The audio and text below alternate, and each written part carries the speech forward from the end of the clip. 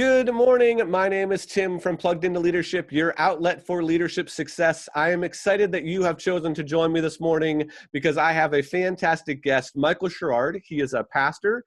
He is an author of the book Relational Apologetics, and he's also a leader of many things, but one of the things that Michael is a leader in is the pro-life movement. So, Michael, can you just tell us a little bit about how, among the many areas that you lead in, how you got involved in leading with the pro-life movement?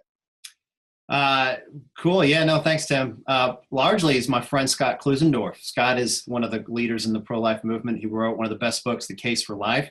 And as fate would have it, so to speak, Scott lives 20 minutes from me. And so he's become a great friend and a great mentor. And the pro-life issue is something that I've been passionate about for years. But really through my relationship with Scott, have I been given the opportunity to speak more and lead more on the issue.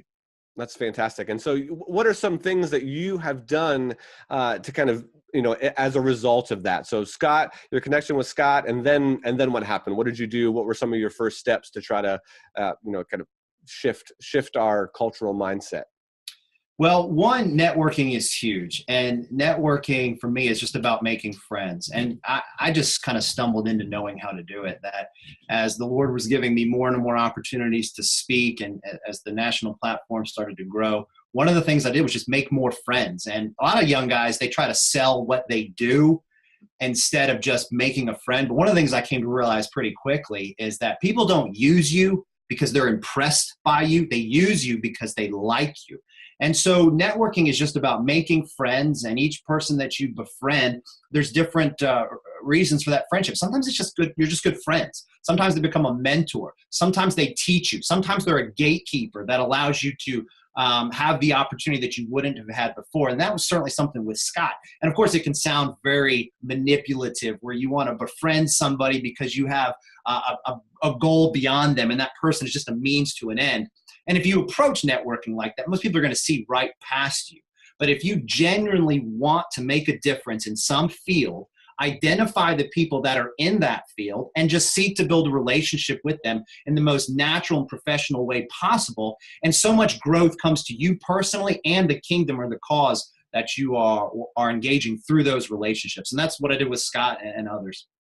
That's fantastic. That's great advice. Something that I feel like I've been trying to live out as well and do. And so that is just really solid advice. So people that want to join the pro-life movement, or kind of maybe on the fringe, or want to take a step into that, what are some things that they can do? How can they join you in this cause? First, understand the issue. Far too few pro-lifers or pro-choicers actually really understand the arguments. So much of the conversations surrounding abortion are on secondary and tertiary issues, that they don't actually address the main issue, which is what is the unborn and what makes human life valuable. All of the arguments that you hear, again, from both sides, pro-life and pro-choice, seem to deal with secondary issues like the life of the mother, and what about hardship cases or deformities or cognitive disabilities, things like that. There's secondary issues that haven't really engaged the fundamental issue, which is, again, what is the unborn, which philosophy doesn't answer that. Neither does Scripture really. What is the unborn is a scientific question more than anything else. And then once understanding what the unborn is through science, that it is a living human being, then philosophy and then Scripture perhaps can help us answer the question, what gives this life value and gives this life meaning? Understanding the issue is step one to getting involved in the pro-life movement. And then finding other organizations that you can partner with would be step two. Speaking ministries or organizations like the Life Training Institute are great. Partnering with somebody like the Human Coalition, which is in more grassroots. They do PRCs and things like that. Just finding who else is in this business that I can join with in my local area now that I understand the issue. Yeah, and I'm sure there's some, crisis pregnancy centers that might be a good place that they could step into as well. You've mentioned some names. So those are really solid, just starting points that people can use and pick up and kind of join the movement, but take a step forward. I spoke with a guy named Dave Stachowiak a few weeks ago, and his advice was just keep moving, just do something. So at this point, your advice is great to just keep moving. So you've Yeah, already no, given. that's big. A lot of times when you getting involved in something, you're overwhelmed by it. You look at the finish line and you go, that's too far away. I will never get there. But often what you realize once you just start is that you can get involved in the pro-life movement, for example, in ways that they don't overtake your life.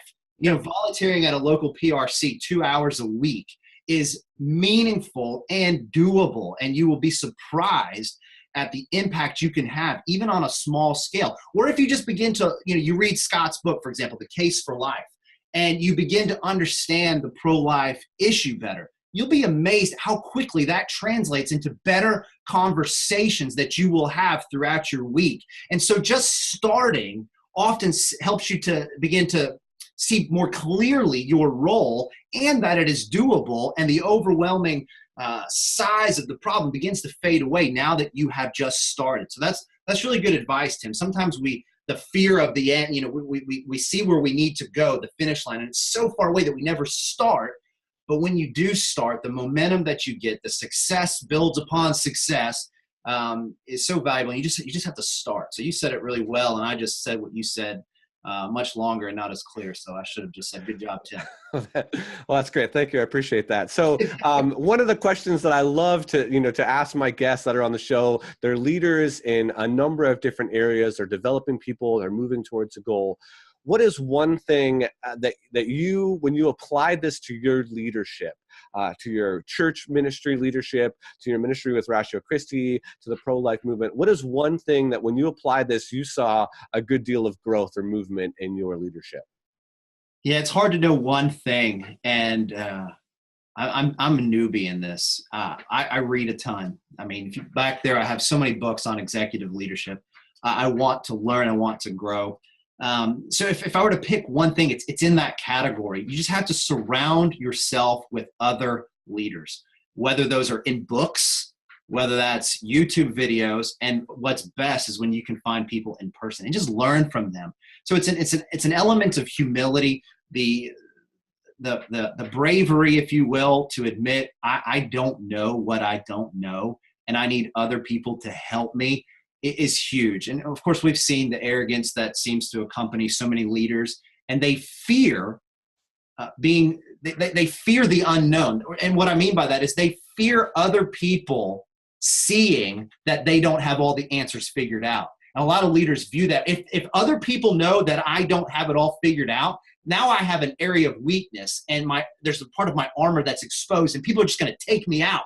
They're going to take me out of my position of power and influence because now they know that I don't know everything, which is just, you got to let go of that garbage. And most leaders are saddled by that. They feel they got to present I've got it all figured out. And of course, a leader has to present confidence. And why is anybody going to follow you if they don't think you know where you're going? So, but that isn't accomplished exclusively by presenting this I have it all figured out, persona. And so one, just yourself, you asked me, becoming comfortable with the fact that I don't know what I don't know. And I need other godly, spirit-filled people that are executing, not just talking. They've done this. They know how to do this. Yeah. And just learning as much as I can from them, and then being willing to just make the decision and suffer the consequence or reap the success. That's kind of, maybe if I were to put one, that's what I would focus. That's awesome. That's awesome. One of the things that John Maxwell says, he's got a book about it. Sometimes you win and sometimes you learn, right? So it's just taking that, what you're talking about. So we can hopefully learn from the mistakes that we make, the failures that we make, and all those different things. So Mike, thank you so much for joining me. Mike, you're located in Peachtree, Georgia. Is that correct? Peachtree City. Peachtree City. All right. Georgia. Yeah. All right. Magical. I love it. I love it. And what's the name of your church? Crosspoint Community Church. Crosspoint Community Church in Peachtree City, Georgia. So if you're ever there, check it out. You can find Mike Sherrard on the web. He's got a great blog. Mike, what's your blog? Yeah, michaelcsherrard.com. That's my website. You can find information about me, my book, Relational Apologetics. I do write, not as much as I used to, though, because I'm too busy doing things. And not to say that writing isn't doing things. I wish I could write more. But yeah, there's articles that I've written there, and links to pieces that I've been published, like Christian Research Journal and whatnot. And Yeah, you can go to michaelcsherrard.com. Awesome. I appreciate it. Well, thank you so much for joining us. Thank you, Mike, for all of your wisdom and insight and your leadership in so many different areas, but particularly in the pro-life movement. And as always, if you share this video, if you subscribe to the YouTube channel, if you write a review on iTunes, you'll be entered into our weekly resource drawing, which happens every Friday. And I'll talk to Mike offline and see if we can get some books from him on relational apologetics and see if that can be our resource for this week. So Michael, thank you so much for joining us. Thank you for checking out the show, and we will see you tomorrow.